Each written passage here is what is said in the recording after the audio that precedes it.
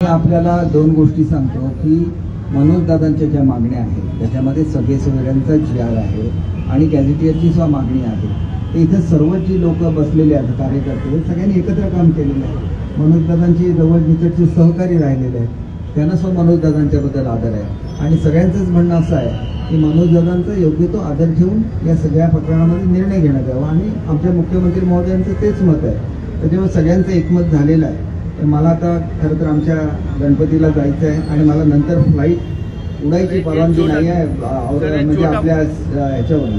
Sir एक छोटा प्रश्न आहे. मनोज जरांगेंना अनेक आता जी आश्वासनं दिली त्यातले बरेच आश्वासनं मनोज जरांगेंना 1 वर्ष आधी किंवा मध्ये दिलेली नाही. बघा, त्याबद्दल काही विचार नाही झालेला. एक गोष्ट अशी आहे की जो सगळ्यात मोठा सर्वे झाला मराठवाड्यामध्ये आणि जो मराठवाड्यातल्या मराठा समाजाच्या हिताचा होता तो कुणबी मराठा याचं रेकॉर्ड पूर्णपणे आदरणीय शिंदे साहेबांनी तयार केलं आणि हे मनोज दादांच्या सांगण्यावरून केलं.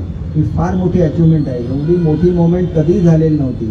त्याच्यामुळे ज्या कुटुंबांच्या संदर्भात हे दाखले मिळालेले आहेत त्या दाखल्यावरून त्यांना सर्टिफिकेट्स कशी देता येतील आणि जात पडताळणी कशी करता येईल याची सुद्धा चर्चा झालेली आहे. त्यांच्यावरच्या चर्चेमध्ये आम्ही ते त्यांना सांगतो. उद्यापासून उपोषणाला बसतात, उद्या रात्री मध्य.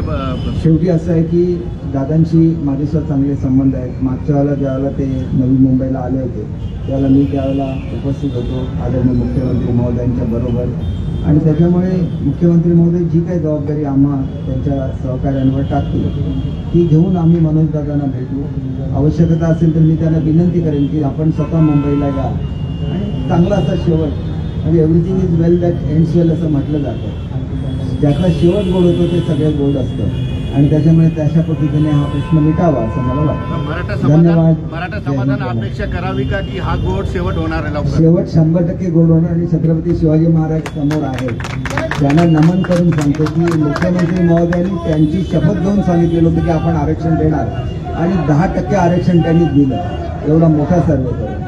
थँक्यू.